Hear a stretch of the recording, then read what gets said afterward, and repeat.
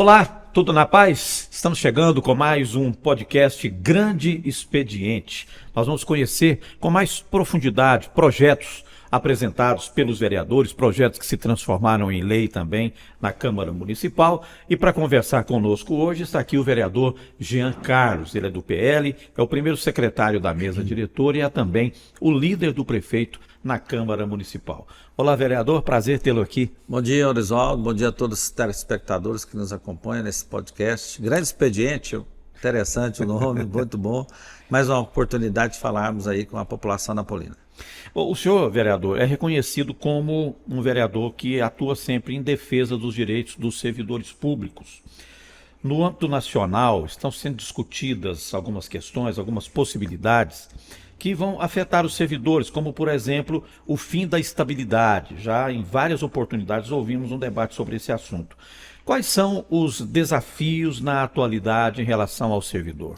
Bom, eu penso que nos últimos anos, especialmente na última década, muitas das dificuldades financeiras dos entes públicos, elas passaram a ser, em uma série de situações, fundamentadas, sobretudo no que diz respeito aos servidores públicos, no inchaço, digamos assim, da máquina estatal, mas sobretudo no que diz respeito a folhas de pagamento.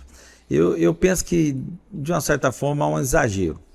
Muitas situações de gestão frágeis, gestões equivocadas, falta de prioridade de recursos, acabam desaguando, sobretudo, em imputar ao servidor público uma oneração excessiva de gastos, de custeio nos entes. Eu creio que o servidor público é a ferramenta principal para a prestação do serviço público. Então nós entendemos que nós precisamos preservar, sim, essa realidade de possuirmos os servidores efetivos que se dedicam integralmente, né, à sua carreira, à sua vida, a determinado ente público. É óbvio que certas funções, certas situações exigem a terceirização. Isso é uma situação que realmente não pode ser desprezada. Acontece em vários municípios, estado, na própria União, em relação à situação de OS que prestam serviço na saúde, a própria questão da limpeza urbana, que particularmente no passado era feita diretamente pela própria administração direta, hoje é feito de forma terceirizada, e outros serviços públicos, como o transporte, por exemplo. Mas no que diz respeito aos serviços essenciais, sobretudo, tem que, no meu ponto de vista, resguardar o servidor público e garantir que eles possam, de uma forma equilibrada, continuar prestando serviço, ter a sua estabilidade, ter a garantia que não vai sofrer pressão política, porque nós temos várias situações concretas, recentes, que nos demonstraram, sobretudo no caso dos comissionados, que ficam vulneráveis, infelizmente, a certas pressões e orientações políticas. Então, até para resguardar o prestador de serviço, aquele que vem pelo concurso público, ele tem uma independência maior. E uma delas é a estabilidade. Então, o preço tem que ser muito bem avaliado, tem muito cuidado para não fragilizar e colocar ainda mais o servidor em situação delicado, sobretudo em comprometimento da sua independência funcional. A gente tem visto o senhor fomentar debates aqui na Câmara de muitas situações envolvendo vencimentos de servidores, né, a relação com o plano de cargos e vencimento e carreira do servidor. A gente pode falar aqui dos retroativos que normalmente são cobrados, a isonomia salarial de categorias, a melhoria do piso para os técnicos. Aqui a gente pode citar os técnicos de raio-x, fiscais sanitários, entre outros que o senhor estimulou aqui na Câmara. Sim. É possível, vereador, corrigir essas defasagens que foram acumuladas aí ao longo dos últimos anos, mesmo com as dificuldades financeiras que a administração municipal tem acusado na atual gestão? Então, essa é uma relação realmente de um binômio, que são as demandas reprimidas de várias categorias de servidores, e houve uma política de revisão pontual, não foi feita de forma geral. Então, várias categorias ao longo do tempo acabam tendo as suas demandas reprimidas. Então, na medida que a prefeitura, nesse instante, por exemplo, no município de Anápolis, encontra-se em dificuldade financeira, sobretudo no que diz respeito a equilíbrio fiscal e financeiro, isso realmente fica num momento de dificuldade. que é a solução? A médio prazo, buscarmos o equilíbrio fiscal, garantirmos uma margem de gasto de pessoal, para que aí sim o município possa, o administrador, o gestor, determinar uma revisão geral do plano de carreira, pegando todas as categorias, todos os níveis de prestadores de serviços, de servidores públicos, da educação, da saúde, da administração centralizada, de forma a revisar de uma maneira geral. Porque aí sim nós podemos fazer justiça de forma equânime para todos, de forma isonômica.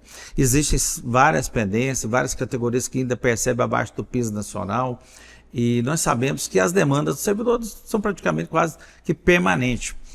E o que diz respeito a essa situação, depende muito não apenas da disponibilidade financeira, mas de estar dentro do limite determinado pela Lei de Responsabilidade Fiscal, que é o de 54% de gasto da receita corrente líquida do município. Ou seja, o município não pode ultrapassar isso, sob pena de ter determinadas providências, como inclusive exoneração de comissionados, exclusão de gratificações, ou seja, uma série de situações.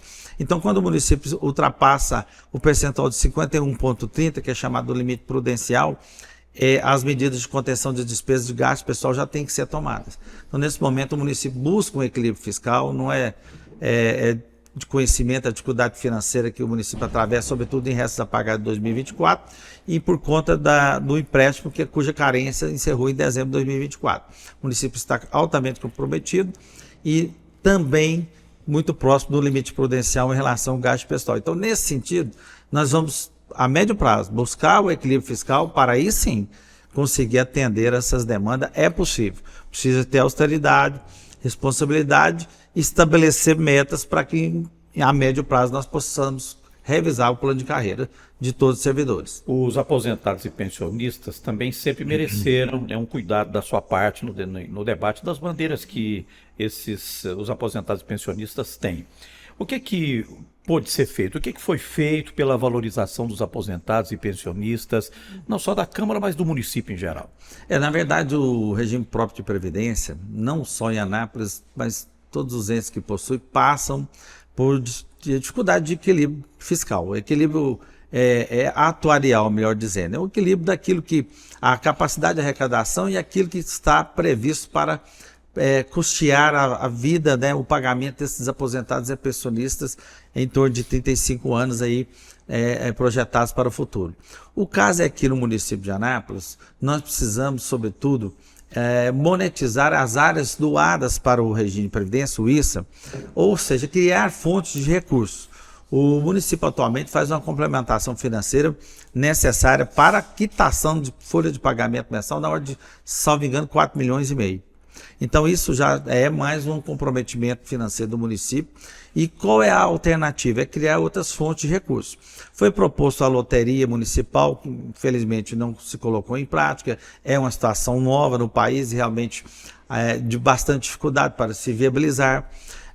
Antes disso, porém, foram doadas várias áreas estratégicas do município para o regime de previdência, para que ele pudesse explorar e de alguma forma ter rentabilidade. Isso já teve liquidez? Isso não teve até então liquidez. Hoje a rodoviária é uma das áreas, recebe lá um valor significante pela atual empresa que faz a gestão do terminal, mas o prefeito Márcio Correia, junto com a nova administração do Luiz, trabalha nesse propósito de criar alternativas, de criar fontes de recursos para a previdência municipal.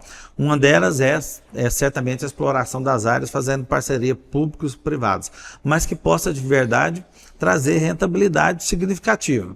Existe hoje também uma permissão pela Secretaria Nacional de Previdência que o próprio recurso dos recolhimentos dos aposentados, eles possam ser reutilizados a título de consignação, de empréstimo consignado, melhor dizendo, para os aposentados e pensionistas, no juro menor do que os tradicionais do sistema bancário e, obviamente, promovendo ali também uma arrecadação maior que as aplicações tradicionais, digamos, que o Instituto faz com o saldo que ele possui. Nós tínhamos 2 fundos dentro do sistema previdenciário municipal. Eles foram unificados e isso tem sido bastante questionado.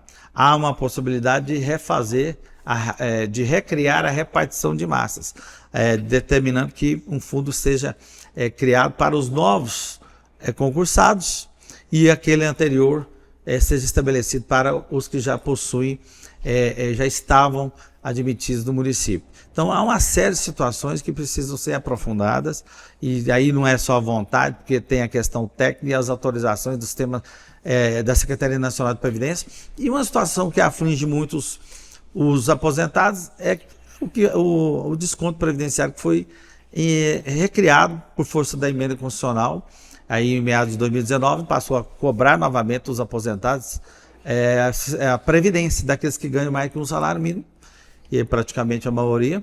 E isso, infelizmente, foi, né, bastante ruim, foi prejudicial àqueles que já tinham uma dependência econômica, situação que o servidor ganha 3, 4 mil reais, começa a descontar ali 300, 400, 500 reais, causa um prejuízo. E naquele instante foi uma emenda constitucional, o município acabou aprovando aqui também, infelizmente foi maioria vencida na Câmara. Eu fui contra naquele momento, porque não no meu ponto de vista, não é essa a alternativa mais viável. Mas enquanto existe um déficit previdenciário no sistema, a lei nacional determina que haja essa contribuição dos aposentados. E hoje o nosso sistema ele é deficitário. Então é muito técnico, é muito complexo e vai demandar um esforço conjunto da administração, do PISA e de todos os servidores para que nós possamos buscar uma realidade diferente nos próximos anos. Por meio de sua iniciativa, vereador, a Câmara de Anápolis acaba de criar a Frente Parlamentar da Defesa Civil. Que responsabilidade tem essa frente e quais são as prioridades nas quais essa frente deve atuar? De fato, a Frente Parlamentar, nós recriamos ela agora em 2025, porque em 2022, salvo engano, em novembro de 2022, nós criamos a primeira Frente Parlamentar relacionada à Defesa Civil do município. Essa frente teve como foco principal apontar e fazer com que o município adotasse uma política permanente de ações no sentido de fazer as contenções das áreas de inundações, das áreas de risco, das áreas que têm processos erosivos e a recuperação de áreas degradadas. Isso, de certa forma, nós conseguimos colocar em evidência. Através dessa nossa cobrança, apontando um local que tem um risco, um local que já recorrentemente sofre com problema, para que nós pudéssemos adotar medidas de fato que trouxessem solução definitiva. Isso veio à tona, inclusive provocou o município a fazer, contratar a consultoria que elaborou um novo plano de macrodrenagem urbana. Esse novo plano precisa ser implementado na prática, e para isso, obviamente, demanda recursos.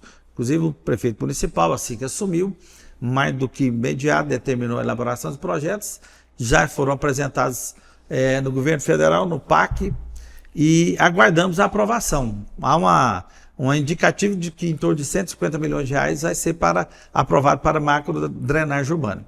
Isso certamente nós vamos trabalhar em conjunto com a Defesa Civil, com o próprio Corpo de Bombeiros, para aquelas áreas que já estão diagnosticadas, mapeadas como áreas permanentes de risco, como a Mazirulina, o Horto Cavalho, a própria Avenida Marginal Ayrton Senna, pontos diversos como a erosão do São Carlos, algumas erosões no bairro São Lourenço, em diversos pontos da cidade, passagens de córregos possam ser revitalizadas e trabalhar também as medidas de implantação de contenção de inundações. Por exemplo, as bacias apontadas na consultoria, bacia em torno ali do Parque Novo Quenan, em torno do Córrego Antas, para que nós possamos diminuir o volume de água e certamente minimizar aí as consequências no período, sobretudo chuvoso. Então, a Frente Parlamentar é para isso, para colocar um holofote permanente e uma política permanente de defesa civil que engloba aí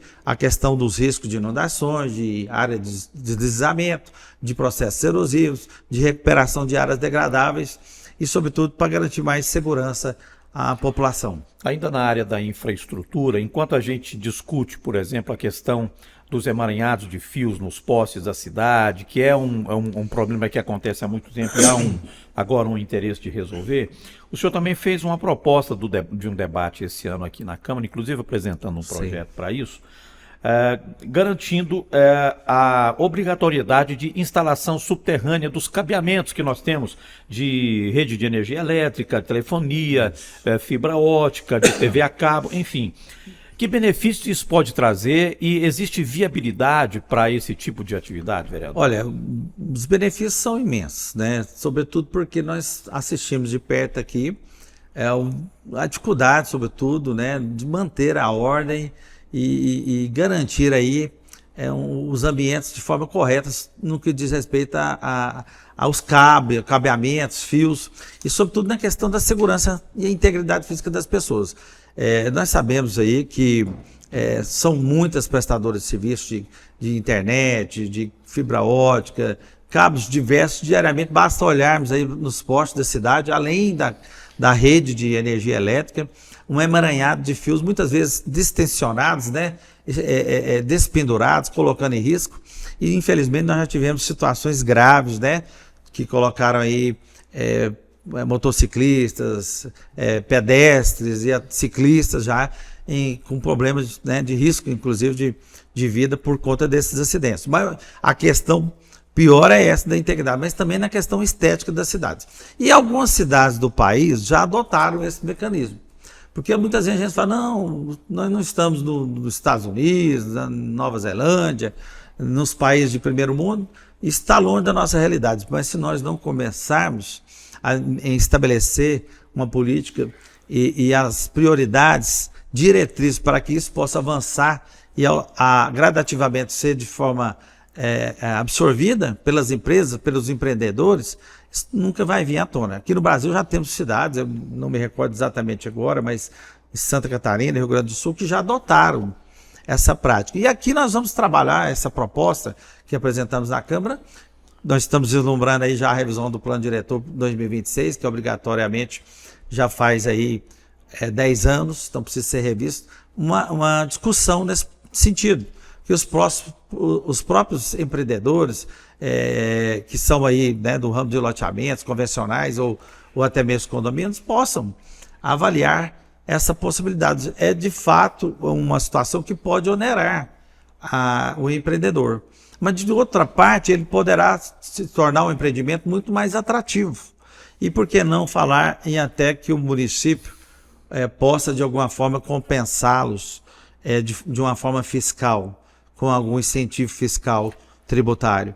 Porque uma vez que você vai ter evitado uma série de problemas de manutenção, de resguardar a integridade das pessoas, de estética urbanística, porque o município não possa também fazer sua contrapartida. E é ordem, nós precisamos esquecer, a cidade cresce, Anápolis cresce de forma, né, extraordinária, condomínios, edifícios, né, a cidade realmente cada dia com uma população aumentando, uma frota gigantesca de veículos. Nós precisamos pensar sobre tudo nisso, a cidade crescer de forma sustentável, e isso é uma das situações que nós precisamos enfrentar, porque todo dia nós estamos vendo aí locais extremamente poluídos, com fios colocando em risco a integridade das pessoas, e certamente precisamos enfrentar essa questão de forma concreta e colocar na prática alguma determinação para que possamos, a médio prazo, ter uma cidade mais organizada. Além da emenda impositiva, com recurso de R$410 mil que cada vereador tem o direito de indicar para o orçamento do ano que vem, a Câmara também tem buscado, né, tem participado da busca de emendas parlamentares junto a deputados estaduais, federais, senadores, enfim. E o senhor tem participado desse processo também efetivamente, vereador. A gente pode citar aqui obras de revitalização como o Parque da Matinha, a reforma dos feirões do São Jorge do IAPC, a reforma do Campo do Flamengo, entre outras obras, né? Esse é um processo de evolução, quer dizer, a Câmara Municipal, ela buscando alternativas de recursos além das fronteiras aqui da cidade? É verdade. Olha, infelizmente, eu falava isso, não sei se ontem ou hoje, para um colega, os municípios, hoje ainda mais cedo, os municípios acabam ficando refém desse sistema de recolhimento, né, de tributos implantado no Brasil. O sistema, ele é totalmente favorável à União. A União arrecada mais de 70% aí dos recursos obtidos, né, pelos entes, e naturalmente os estados ficam com parcela desses recursos e os municípios com a fatia menor. E, de fato, os municípios são os locais onde existem os problemas, onde exige os investimentos, onde a população, de fato, mora, reside e precisa ter a contrapartida dos seus impostos.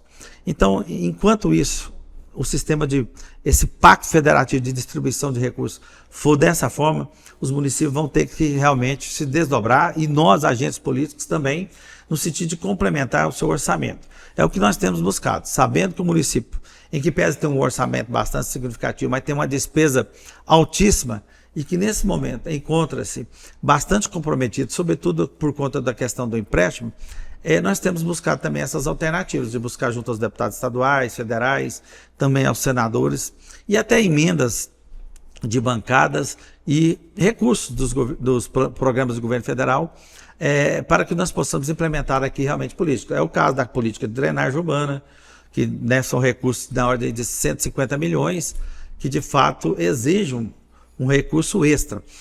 Recentemente, vários colegas vereadores têm buscado recursos para implementar determinada política que ele trabalha, digamos aí, no que diz respeito à pauta animal, no que diz respeito à drenagem urbana, no que diz respeito à infraestrutura. Eu, particularmente, estive trabalhando diretamente aí na questão dos ferões. Nós conseguimos a sinalização, a confirmação pelo senador Wilder de R$2 milhões para a reforma de 2 importantes ferões do São Jorge do IAPC. A gente já havia discutido junto com o prefeito Márcio Correia e ele, com a proximidade junto ao senador Vanderlan Cardoso, conseguiu já de imediato no início da gestão a destinação de 5,5 milhões para a reforma do tradicional Parque da Matinha. Nós estamos aí na expectativa que seja publicado em breve o edital para a reforma e revitalização da Matinha, que é um dos parques tradicionais e que está aí subutilizado, está servindo ali muitas vezes para refúgio infelizmente, de usuários, de drogas, às vezes despejo de resíduos e até abandono de animais. Então, um local extremamente central ali, tradicional, que abrigou por anos aí, entretenimento e lazer para as famílias napolinas, e nós agora teremos a oportunidade de fazer esse resgate. Então, alguns recursos dessa ordem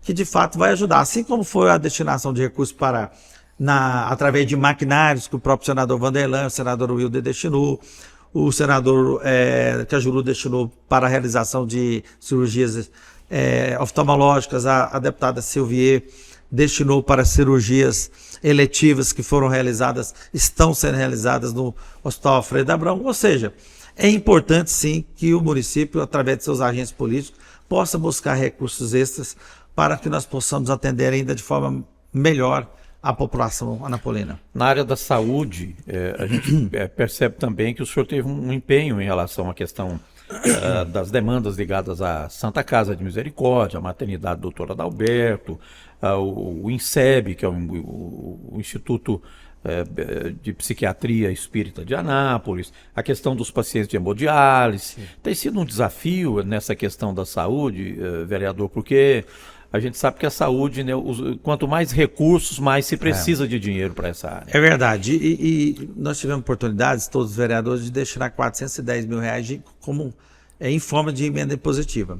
Particularmente fiz a destinação a essas instituições, Santa Casa, Maternidade, INSEB, destinação de recursos para aquisição de um veículo de transporte para os renais crônicos, também para determinada instituição filantrópica, lar do ancião, ou seja, uma série de locais, assim como os outros colegas.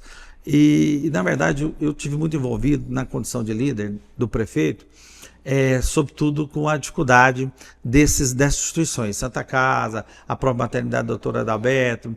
Por quê? Porque nós sabemos que há um repasse já de fundo a fundo, Fundo Nacional de Saúde para o Fundo Municipal, mas há uma tabela muito limitada, a tabela do SUS, realmente ela está um tanto quanto ultrapassada e muitos procedimentos, consultas, exames, etc., realmente para que se mantenha é necessário complementações. E muitas vezes as complementações advêm do próprio recurso do Tesouro. E isso tem dificultado ainda mais para a gestão municipal, porque nem sempre os repasses carimbados, sobretudo na área da saúde, da própria educação, são suficientes para custear a demanda. A Santa Casa hoje necessita, né, de complementação para custear aí parte dos leitos de UTIs, para outros procedimentos diversos. Da mesma forma, a maternidade doutora Adalberto. Recentemente nós acompanhamos, inclusive, a liberação de uma emenda na ordem de 750 mil, 800 mil, não me lembro exatamente aqui, do deputado Gustavo Gai para a maternidade doutora Adalberto. São destinações importantes, porque, infelizmente, o repasse de fundo nacional, por conta da questão da própria tabela do SUS, tanto quanto defasada, acaba prejudicando essa manutenção das instituições. Então, nós temos que resguardar essas instituições que são extremamente importantes para a saúde do município, que complementam o sistema de saúde do município, a Santa Casa, a Maternidade Doutor Adalberto, o INSEB e tantas outras instituições da saúde, da área social. E o prefeito tem feito um esforço tremendo, reabriu ali, de fato, em forma de 24 horas de urgência e emergência, o Hospital Alfredo Abrão, abriu o Centro Médico da Vila Norte ali também, 24 horas, estendeu o horário de atendimento da Unidade Básica de Saúde da Vila Esperança, estendeu o horário de atendimento, já, salvo engano, da Abadia Lopes, está trabalhando, abriu o Hospital Jorge Rajara ali para fazer o retaguarda do UPA, ampliou a retaguarda na UBS do Leblon. Então, um esforço tremendo para que possa realmente melhorar a rede de saúde municipal, e houve uma melhora significativa.